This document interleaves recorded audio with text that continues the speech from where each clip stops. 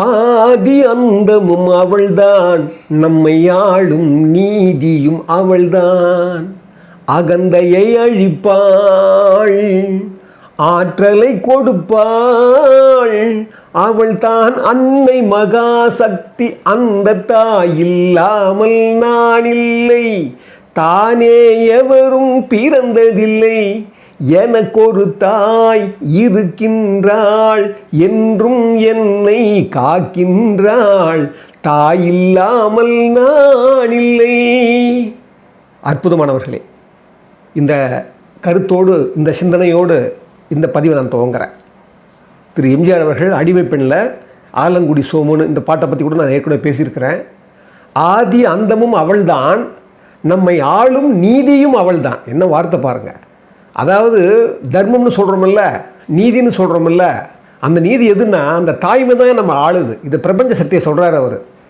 அகந்தையை அழிப்பால், ஆற்றலை கொடுப்பால், அவள்தான் அன்னை மகாசக்தின்றார். இந்த அன்னை மகாசக்திங்கிறது தன் தாய் மட்டும் இல்லை, இந்த பிரபஞ்சமே ஒரு தாய்மை தான்.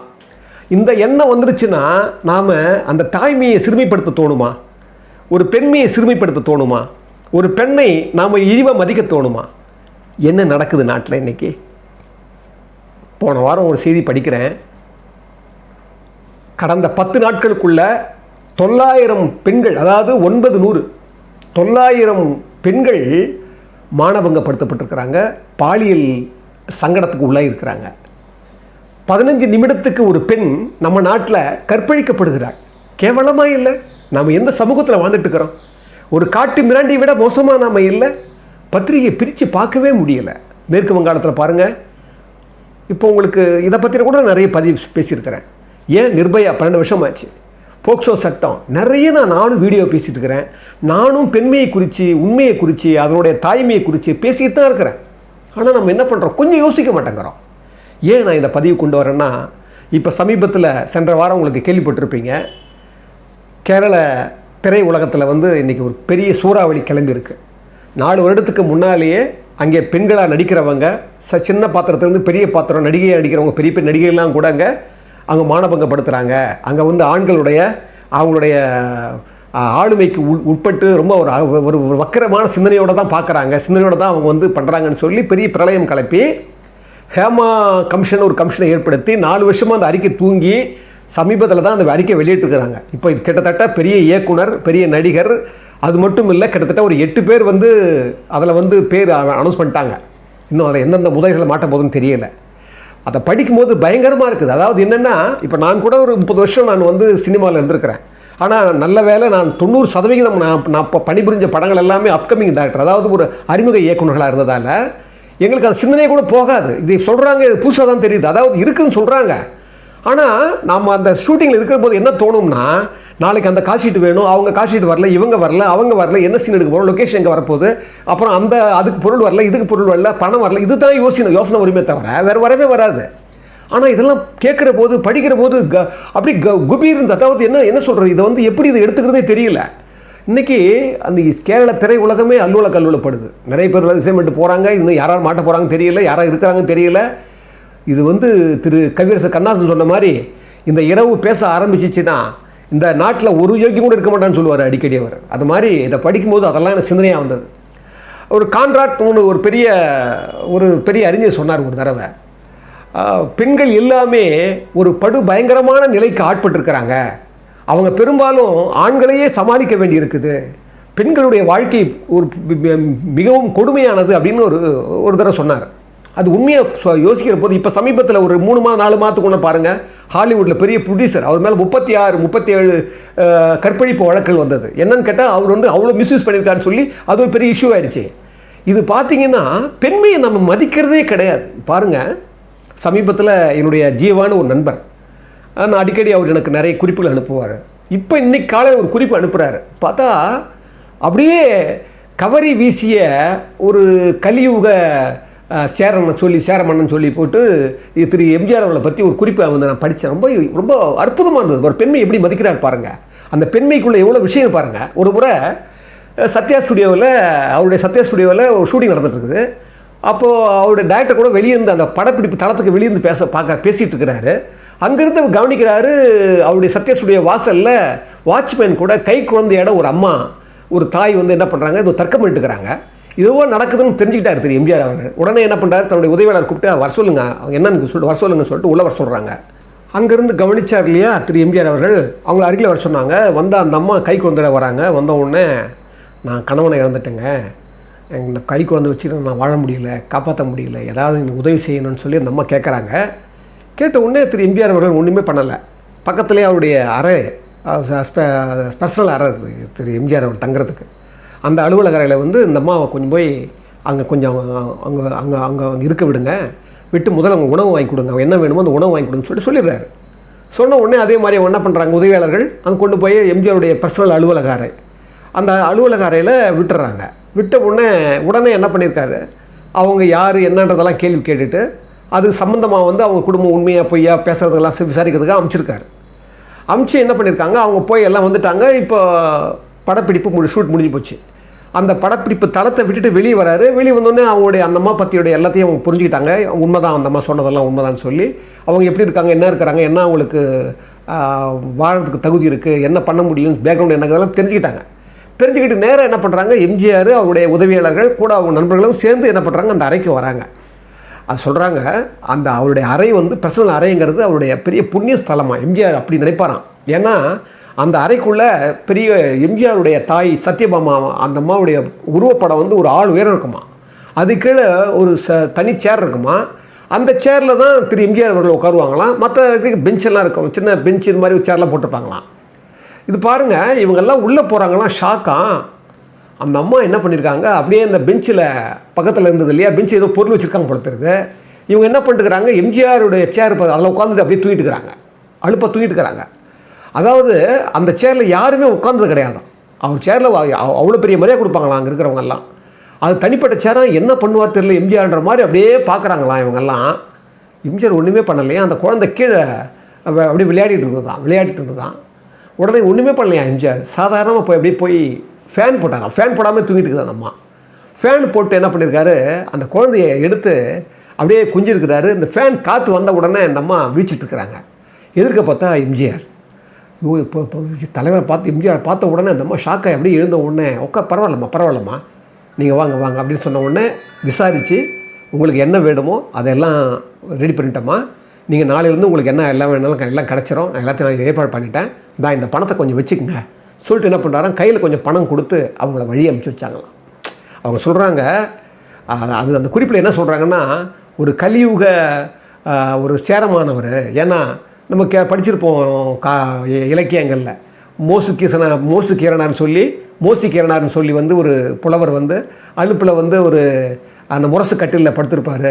அதில் வந்து பார்த்திங்கன்னா சேர்மான் வந்து அந்த அரசனுக்குரிய அந்த இடத்துல படுத்துங்கிறத பார்த்துக்கிட்டு அவர் என்ன பண்ணுவார், அவரே கவரி வீசினார் சொல்லி படிச்சிருப்போம். அந்த மாதிரி ஒரு பாருங்கள், ஒரு பெண்மையை, ஒரு தாய்மையை, ஒரு சாதாரணமாக உதவி கேட்டு வர்றவங்களை எந்த அளவுக்கு திரு எம்ஜிஆர் அவர்கள் பண்ணான்னு சொல்லும்போது படிக்கும்போது அப்படியே எனக்கு இந்த நிகழ்ச்சி குறித்து பேசும்போது இதை பேசணும்னு தோணுச்சு. ஒன்று. அடுத்து பாருங்கள், எம்ஜிஆர் இங்கே மட்டும் இல்லை, மற்றவங்களை கூட எப்படி மதிச்சிருக்கான்றது ஒரு நிகழ்ச்சி நான் சொல்கிறேன். திரு ஆருதாஸ் சொன்னார் என்கிட்ட, அவர் நிறைய சொல்லியிருக்கல எம்ஜிஆர் பற்றி நான் ஒரு பகுதி தான் விட்டுருக்கேன், நிறைய பகுதி இருக்குது. அதுக்கு இன்வெட்டிவ் இல்லை, திரு பானுமதி அம்மா பற்றி பேசினார். அவ்வளோ மஞ்சள் மாதிரி இருப்பாங்களாம் அந்த உடம்புடைய அந்த தகன்னு மஞ்சள் நிறமாக பானுமதி அம்மா. அது வந்து ஒரு முதல்ல டப்பிங் தெலுங்குலேருந்து தமிழ் பண்ணும்போது அவங்களே வந்து பேசுனாங்க, அதை பற்றிலாம் சொல்லியிருக்கார். ஆனால் அவர் சொன்ன இன்னொரு குறிப்பு என்னென்னா, சகல கலா வள்ளின்னுவார். அதாவது அவங்க வந்து பானுமதி ராமகிருஷ்ணா அம்மா இருக்காங்களே, அவங்க வந்து ஒரு பெண் எம்ஜிஆர் அப்படின்னு சொல்லுவாங்க. அதாவது சகல கலா வள்ளி எம்ஜிஆரை வந்து சொல்லுவார், ஏசி திருலோச்சந்தர். சகலா கலா வல்லவன் எம்ஜிஆர் அம்பேவா பண்ணும்போது ஒரு சகலகலா வல்லவனை நான் இயக்க போகிறேன் அப்படிங்கிற எண்ணத்தோடு தான் நான் போய் படம் அந்த டேரக்ட் பண்ணேன்னுவார். அந்த அன்பேவா பண்ணும்போது ஏசிடி குறிப்பிடுவார். அந்த மாதிரி பானுமதி அம்மா வந்து சகலகலா வள்ளி, எல்லாம் இசை பாடல் எல்லாமே தெரியும். அந்த அம்மாவுடைய வாழ்வியலில் எப்படி எம்ஜிஆர் பாருங்கள், அதை சொல்கிறாங்க அவங்க. அதை தான் சொல்ல வந்தேன். 1939-40 வந்து அவங்க தெலுங்கில் இருக்கிறாங்க. அதில் பாருங்கள், வர விக்ரம்னு ஒரு படம், அதான் முதல் படம். அந்த அம்மா வந்து நடிக்கிறதுக்கு இஷ்டமே இல்லை. ஏன்னா நடித்தாவே அந்த காலத்தில் வந்து மதிப்பு இல்லாத ஒரு காலம் பெண்கள், அதாவது கல்யாணம் கூட ஆகாதான் அந்த மாதிரி எண்ணப்பட்ட காலமாக. அதனால் அது அந்த மாதிரி பிடிக்கவே இல்லையா. ஆனால் அப்பா சங்கீத பைத்தியமா. அவர் என்ன பண்ணுவாராம், நீ பானுமதி நீ நடிக்கிறோம் அப்படின்னு உடனே அப்போ சொல்லுவார், அந்த ஃபீல்டே மோசமாக, எந்த ஃபீல்டு தான் மோசம் இல்லை, அதை பற்றி நீ கவலைப்படாத, நாம் ஸ்திரமாக இருந்தோம்னா எல்லா இடத்துலையும் சரியாக நடந்துக்கலான்னு சொல்லி என்னப்போ சங்கீத பைத்தியமா அவர். அப்போ அவர் சொன்னாராம், நீ பாடுற, இவ்வளோ நல்லா பாடுற, ஒரு சபாவில் போய் பாடும்போது அங்கே பாடும்போது கொஞ்சம் பேர் தான் கேட்பாங்க, நீ ஒரு சினிமாவில் பாடும்போது எல்லாரும் கேட்பாங்க தெரியுமா அப்படின்னு சொல்லிட்டு அந்த சங்கீத பைத்தியத்தை அவர் பெருசாக விஸ்தீரணம் பண்ணுறதுக்காகவே நடிக்க வந்தாங்களாம். அந்த முதல் படம் சொன்ன இல்லையா வர விக்ரம்னு, அது சி புள்ளையான ஒரு டைரக்டர், அவர் தான் வந்து என்ன பண்ணாராம், இவருக்கு பானுமதியை வந்து முதல்ல இன்ட்ரோ பண்ணாங்களாம். இன்ட்ரோ பண்ணி 41 சென்னைக்கு வந்துடுறாங்களாம். சென்னைக்கு வந்த பிறகு அடுத்த படம் என்ன அப்படின்னா பக்தி மாலா அப்படின்னு ஒரு படமா. அந்த பக்தி மாலா படம் வந்து எப்படின்னா லைக் ஒரு மீராபாயியுடைய கதை மாதிரி, ஒரு பக்தியில் இருந்த ஒரு மாலா கேரக்டரான். அது நடனம் ஆடணுமா. இந்த அம்மாவுக்கு நடனம் தெரியாதான், அப்போ தான் முதல் நடனம் கற்றுக்கிட்டாங்களாம். அந்த படம் முடிகிற வரைக்கும் சரியாகவே ஆடலையாம். அதான் அந்த அம்மா சொல்கிறாங்க. அதனாலே நான் என்ன பண்ணுறது, அந்த படத்தை நான் சரியாக இப்போ பார்க்கும்போது கூட அந்த படம் எனக்கு பிடிக்காது, நான் நல்லாவே டான்ஸ் ஆடலை அப்படின்வாங்க அந்த அம்மா. அதுக்கப்புறம் பாருங்கள், இதை ஏன் சொல்கிறேன்னா அந்த அம்மாவுடைய பெண்மையை பற்றி பாருங்கள், எவ்வளோ தூரம் ஒரு விழிப்புணர்ச்சியோடு இருந்திருக்கிறாங்க. இன்றைக்கி இருக்கிற நடிகைகள் தெரிஞ்சுக்கணும், இன்றைக்கி இருக்கிற தலைமுறை தெரிஞ்சுக்கணும். அந்த அம்மா என்ன பண்ணாங்க, அதுக்கப்புறம் கிருஷ்ண பிரேமம் அப்படின்னு ஒரு படம் நடிக்கிறாங்க. அந்த படத்துக்கு அந்த அம்மா சொல்கிறாங்க, கிருஷ்ண பிரேமம் இல்லைங்க, இது வந்து ராமகிருஷ்ண பிரேமம். ஏன்னா இந்த கிருஷ்ண பிரேமத்தில் தான் என்னுடைய கணவர் ராமகிருஷ்ணர் வந்து அவர் வந்து அசோசியேட் டைரக்டராக இருந்தார் தான், அவருடைய நடவடிக்கைகள்லாம் கவனிக்கிற போது எனக்கு ஏற்ற கணவன் இவர் தான் சொல்லி, அவர் என்ன மொழியும் தெரியாது, என்ன இடம் தெரியாது, நான் அவரை கல்யாணம் பண்ணணும்னு ஆசைப்படும் போது எங்கள் வீட்டில் கேட்குறாங்க, நான் அவரை தான் கல்யாணம் பண்ணுவேன்னு சொல்லி என் சகோதரி மூலமாக சொல்லி எங்கள் அப்பா சம்மதிச்சு அந்த மாதிரி கல்யாணம் நடக்குது. பாருங்கள், கல்யாணம் நடந்த உடனே சினிமாவுக்கு முழுக்கு போட்டுறாங்க, வேணாம் இந்த திருமணமே வேணாம் அப்படின்னு முழுக்கு போட்டுறாங்க. 6 மாதம் அவங்க கல்யாணமே அந்த பண்ண பிறகு வேணாம், நமக்கு இந்த துறையே வேணான்னு வந்துடுறாங்க. ஏன்னா அந்த பிடிக்கல அவங்களுக்கு நடிக்கிறதுக்கே. அதுக்கப்புறம் என்ன பண்ணுறாங்க, 6 மாதம் முத்து நீங்கள் சும்மா இருக்கக்கூடாது, நீ எல்லா திறமையை உள்ளவ அப்படின்னு சொன்ன பிறகு அதுக்கப்புறம் தான் மறுபடியும் அவங்க நடிக்கிறாங்க. அப்போ குறிப்பிடுறாங்க, நான் இருக்கிற போது நான் அதுக்கப்புறம் பார்த்தீங்கன்னா நான் ஸ்டார் ஆகிட்ட பிறகு கூட நான் ஒரு நடுத்தர பெண்ணு தான் அப்படிங்கிற எண்ணம் தான் எனக்கு உண்டு. நான் வீடுலாம் நீங்கள் பார்த்தீங்கன்னா ஒரு ஸ்டாரோட வீடு மாதிரியே இருக்காது, ஒரு நடுத்தர ஒரு வர்க்கத்துக்கு என்ன வேணுமோ அதை தான் நான் விரும்புவேன், நான் நடுத்தர வர்க்கத்தினுடைய இதெல்லாம் தான் பண்ணுவேன். அவங்க அந்த மாதிரி சொல்கிறாங்க. ரொம்ப எம்ஜிஆர் சொன்னார் பாருங்க, நான் என்னுடைய பழக்க வழக்கங்களையே நான் சினிமாவில் காட்ட விரும்புகிறேன்னு. அந்தம்மா சொல்கிறாங்க, நான் சினிமாவில் எப்படி கேரக்டர் தேர்ந்தெடுப்பேனோ, நல்ல கேரக்டர் பண்ண நினைக்கிறேனோ அந்த கேரக்டர் மாதிரியே நான் ரியலாகவும் வாழணும்னு நினைக்கிறேன். அதுதான் என்னுடைய வாழ்க்கையில் நான் வந்து இப்போ வரைக்கும் நான் கடைப்பிடிக்கிறேன்னு பர்சனலாக சொல்கிறாங்க. பாருங்கள், இன்றைக்கி நம்ம எவ்வளவோ சொல்கிறோம், அத்துமீறாங்க. ஆனால் அந்த அம்மா எவ்வளோ வரையறைக்குள்ளே இருந்திருக்காங்க பாருங்கள். அப்படியே வராங்க.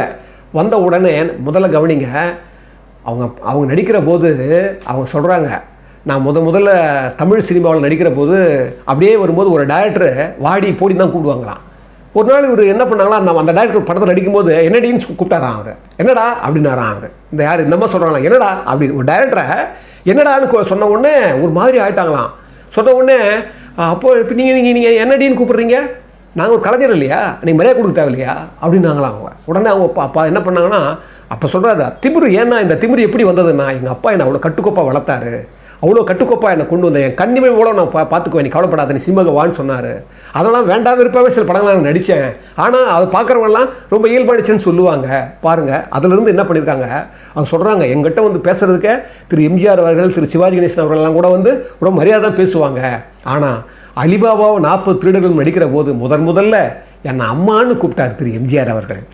அதை பாருங்கள், அந்த அம்மா குறிப்பிடுறாங்க. அந்த அவர் என்னை முதல்ல அம்மான்னு கூப்பிட்ட உடனே யோசனை பண்ணேன், என்னடின்றதுக்கும் அம்மானு கூப்பிட்றதுக்கும் எவ்வளோ வித்தியாசம் இருக்குது. நான் 30 வயசுலேயே என்னை எல்லோரும் அம்மானு கூப்பிட ஆரம்பிச்சிட்டாங்க. திரு சிவாஜி கணேசன் என்னை அம்மானு கூட ஆரம்பிச்சிட்டாரு. நான் பாருங்கள், நான் 30 வயசுலேயே நான் என்னை அம்மா மாதிரி ஒரு மரியாதை கொடுத்துட்டாங்க. இது எம்ஜிஆர் அவர்களால் தான் கிடச்சிது சொல்லிட்டு அவர் சொல்கிறாங்க. அப்புறம் அந்த அலிபாபா 42 வந்து டி.ஆர். சுந்தரம், அவருக்கு தெரியும், உங்களுக்கு பெரிய மாஸ்டர், அவர் ரிங் மாஸ்டர்னு சொல்லுவாங்க அவரை. அவர் வந்து என்ன பண்ணுவாராம், இது கேள்விப்பட்டாராம் இவங்கெல்லாம் அம்மானு கூப்பிட்றாங்க உடனே அவர் என்னங்கன்னு கூப்பிட ஆரம்பிச்சாராம். மரியாதையாக பொலைட்டா என்ன சொல்கிறாங்க அந்த அம்மா, என்னை முதல்ல நான் இந்த மாதிரி ஒரு மரியாதை வாங்கி கொடுத்ததே நான் தான், அந்த புரட்சி பண்ணதே நான் தான் அப்படின்னு அந்த அம்மா சொல்கிறாங்க. சொன்ன உடனே அப்போ தான் வந்து அலிபாபா 42 வந்து ஒரு ஷூட்டிங் பார்க்க வந்தாராம் திரு சிவாஜி கணேசன் அவர்கள். அப்போது WR சுப்பாராவ் அவர் தான் கேமராமேன். அவங்க என்ன பண்ணாராம், அவர்கிட்ட கேட்டாராம் சிவாஜி சார், இந்த அம்மா கூட ஒரு படம் நடிக்கணுங்க நான் அப்படின்னு ரொம்ப ஆசைப்பட்டு அவங்க சொன்னபோது, அப்போ WR சுப்பாராவ் சொல்லி தான் கல்வனின் காதலின்னு படத்துக்கு இவங்க வந்து ஒப்பந்தம் ஆகிறாங்களாம். அப்போ அந்த அம்மா குறிப்பிடுறாங்க, பாருங்கள் திரு எம்ஜிஆர் அவர்கள் அதுக்கப்புறம் அந்த நிகழ்ச்சி சொல்கிறாங்க. இதுக்கெல்லாம் நிறைய இருக்குது, அவங்க வாழ்க்கை நடந்த விஷயம் உங்களுக்குலாம் தெரியும். நாடோடி மண்ணை பற்றிலாம் நிறைய இருக்குது. அந்த அம்மா நாடோடி மன்னனுக்கு எம்ஜிஆருக்கு எவ்வளோ கான்ட்ரவர்சி வந்தது. அதுக்கு முன்னால் நிறைய தாய்க்கு பின்தாரம், மலைக்காலம் நிறைய படம் நடிச்சிருக்கிறாங்க. பெரிய வெற்றிகரமான ஜோடி தான். ஆனால் அங்கே எங்கே அவங்க குறிப்பிடுறாங்கன்னா, கடைசியில் 1985 திரு சிஎம்மாக இருக்கிறார் திரு எம்ஜிஆர் அவர்கள். அப்போ பாருங்கள், அப்போ அவர் தான் ELC நாடாளுமன்ற தலைவராக்கினாங்க பானு ராமகிருஷ்ணாவை, அது தெரியும் உங்களுக்கு. ஆனால் அங்கே ஒரு குறிப்பு சொல்கிறாங்க, அந்த அம்மா அந்த பீரியடில் நான் 1958 எனக்கு கலைமாமணி விருது கொடுத்தாங்க தமிழ்நாடு அரசு. அப்போ தான் வயசானவங்க தான் வாங்கிறது, அது எதுக்குன்னு சொல்லி நான் என்ன பண்ணிட்டேன், நான் ரொம்ப அலட்சியப்படுத்திட்டு என்ன பண்ணேன், திமிரு தான் சொல்கிறாங்க அந்த அம்மா, திமிரு தான், வேற என்ன திமிரு, அதனால் நான் வந்து வேணான்னு சொல்லிட்டேன். ஆனால் அது ஃபீல் பண்ணிகிட்டே இருந்தேன், என்னடா இப்படி ஒரு, அதுக்கப்புறம் தான் தெரியுது அது எவ்வளோ பெரிய ஒரு ஒரு கவர்மெண்ட்டினுடைய விருதுன்னு சொல்லி. அதை நான் இழந்துட்டோமேனு ஃபீல் பண்ணிட்டு இருந்தேன். அதுக்கு 1985 திரு எம்ஜிஆர் அவர்கள் என்னை பற்றி விசாரித்து, என்னடா அது கொடுக்கவே இல்லையா, நம்ம வாங்கவே இல்லையான்னு சொன்ன உடனே அப்புறம் என்ன பண்ணாராம் திரு எம்ஜிஆர் அவர்கள், இவ்வளோ காலமாக அந்த அம்மா வாங்கின நடிகையும் கொடுக்கூடாதுன்னு சொல்லி இயக்குனர். அப்போ ஒரு படம் நம்ம பக்த பிரகலாதான் நினைக்கிறேன், அந்த படம் வருது தமிழ் 1985 ஒரு பக்தி படம், அது அந்த மாதிரி டைரக்ட் பண்ணுறாங்க.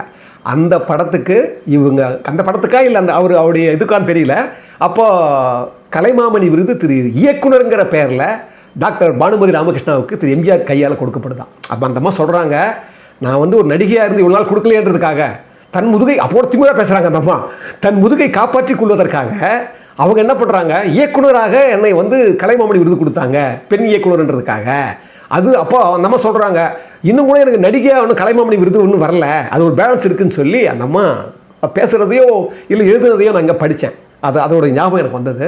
பாருங்கள், அப்போ சொல்கிறார், முழுக்க திரு எம்ஜிஆர் அவர்கள் என்னை வந்து 30 வயசுலேயே என்னை வந்து அம்மானு கூப்பிட்டு ஒரு மரியாதை கொடுத்தாரு. அந்த மரியாதை தான் பின்னால் எல்லாமே பரவலாச்சு. அப்போ இப்படிப்பட்ட மரியாதை கொடுக்குற அந்த தலைவனை, அந்த மனிதரை, அந்த மனிதரை, அந்த மகாத்மாவை நாம் அடிக்கடி சிந்திச்சு பார்க்கும்போது எல்லா பெண்களையும் வணங்க தோணும். அதனால தான் நான் வந்து SN லட்சுமின்னு ஒரு அம்மா, மாட்டுக்கார வேலையெல்லாம் அம்மா அடித்தவங்க, மனோரமா கூட பேசியிருக்கிறேன். அதே மாதிரி ராஜம்மா அந்த அம்மா நடிக்கிறாங்க, பண்டரிபாய் அம்மா நான் பார்த்துருக்கேன். அந்த கோவில், அவங்க கோயில் இருந்தது கிருஷ்ணன் கோயில், அங்கே நான் போய் பேசியிருக்கேன். எல்லாருமே அந்த தாய்மை, தெய்வத்தாயினே படம் எடுக்கிறாரு. உங்களுக்கு தெரியும், அந்த தாய்மை, பெண்மை, அந்த பெண்மையும் தாய்மையும் நினைக்க நம்ம பெண்களை எல்லோரும் வணங்க தோணும்னு சொல்லி இந்த அற்புதமான இந்த பதிவை இதோடு நான் நிறைவு செய்கிறேன். அன்புள்ள மிக்கவர்களே, இந்த தமிழ் தீக்கு நான் வந்து ஒரு அறம் சார்ந்த, ஒரு நெறி சார்ந்த, ஒரு உண்மையும் சத்தியமும் சார்ந்த விஷயங்களை தான் நான் வந்து இதில் பதிவிடணும்னு நினைக்கிறேன். இந்த சமூகத்தினுடைய மேன்மைக்காகவும் நல்லவர்களுடைய மேன்மைக்காகவும் திரு எம்ஜிஆர் அவர்களும் அவருடைய சுற்றி இருக்கிற மாதிரி அவரை போன்றவர்களை மட்டுமே நாம் அதிகமாக முன்னிறுத்தி, திரு மகாத்மா காந்தி இவங்களை போன்றவர்களாம் முன்னிறுத்தி நாம் நல்ல விஷயங்களை சமூகத்துக்கு பரப்புன்றதுக்காக தான் இந்த தமிழ் தீ பாடுபட்டுருக்குது. அந்த வகையில் உண்மையான ஆன்மீகவாதிகள் சொல்லுவாங்க, அவங்க இறைவன்கிட்ட கூட நம்ம கேட்கக்கூடாது, அது கேட்குறதுங்கிறது அது ஒரு அது சரியானது கிடையாது. ஆனாலும் நான் எவ்வளோ சமாளித்து பார்த்தேன். சில சமயங்களில் இயலாமையால் நாம் வந்து இந்த ஒரு டிமாண்ட் வைக்கிறேன், உங்களுக்கு அன்பு இருந்து, உங்களுக்கு அந்த வசதி இருந்து, உங்களுக்கு மனதுக்குள்ளே அந்த எழுச்சி வருமானால் நிச்சயமாக நீங்கள் உதவணும்னு சொல்லி, இந்த உதவியை நாங்கள் ஒரு நல்ல ஒரு அன்பாக ஏற்றுக்கிறோம்னு சொல்லி இந்த விஷயத்தை உங்கள் முன்னால் சமர்ப்பிக்கிறேன்.